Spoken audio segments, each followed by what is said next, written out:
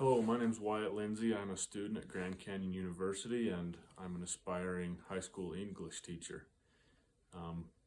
So I guess the first question for this video is what attributes do I possess that would make me a good teacher? Now, the College of Education on the GCU website has a large list of different attributes.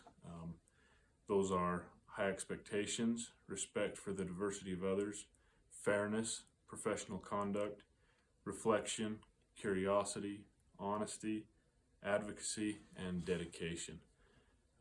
Of those, there are several that I feel that I possess more than others.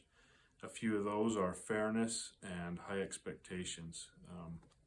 I feel that I do have high expectations for kids. I have high expectations for myself as well, and I think the fairness plays into that as well. I try to have the same expectations for everyone across the board. And I think when you're consistent with those expectations, you really help kids to you get the most out of them, and they get the most out of themselves. They're able to reach their full potential that way.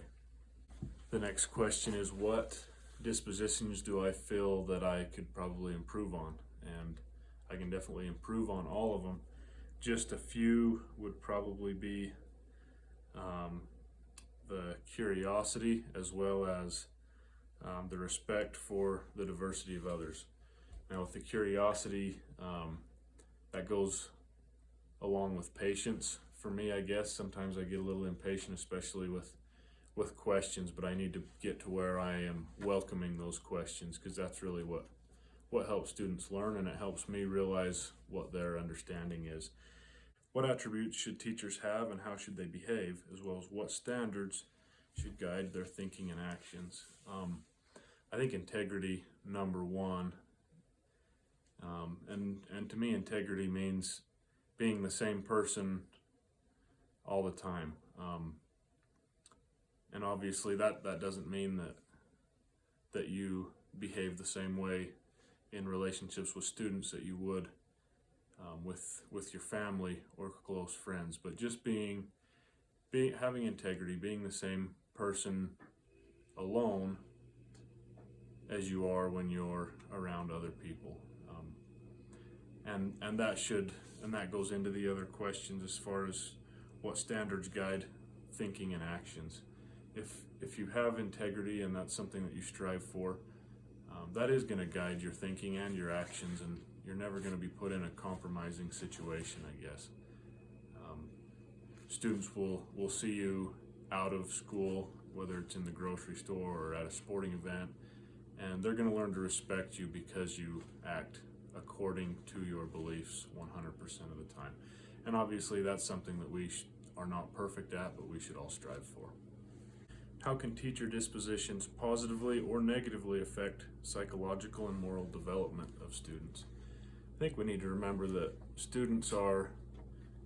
their young minds are very impressionable, and so our actions, our dispositions are going to leave an impact on them, whether that be positive or negative. They're always looking for role models or people's behavior to imitate, I guess. And so if we're putting positive behavior, positive attributes and dispositions out there, that's what they're going to have to imitate. And there's so many negative influences in the world. It's important that as teachers, we are always a positive influence on them. How will you promote healthy moral development with students in your classroom? English is what I am studying, and it gives you kind of a unique opportunity to discuss things like values or different points of view. And I think just having discussion in the classroom and teaching kids how to be respectful, voice different opinions, but still be able to share different opinions in a respectful way, I think that's very important, especially in the society we live in today, and how to continually treat people respectfully even when you have those different points of view, and always doing that through face-to-face discussion. I think that's a skill that a lot of kids these days are not learning. And so those are just some ideas that I plan on incorporating in my classroom to promote those morals. So the last question is, how will you uphold code of ethics, professional standards, and relevant laws and policies in your classroom? And we're always, in every action that we do, we're promoting something, whether it be how we dress or the way we talk. We're always promoting something without really meaning to. And so I think it starts there with how we act and just the professionalism that we have. If we're promoting rule breaking and lack of ethics, that's what's going to be dished back out to us. But if we are promoting following the rules, being professional, being respectful and courteous to everybody, it's going to be a lot easier to maintain that in a classroom. Thanks so much. I appreciate the opportunity to make this video, and it's been a pleasure. Thanks.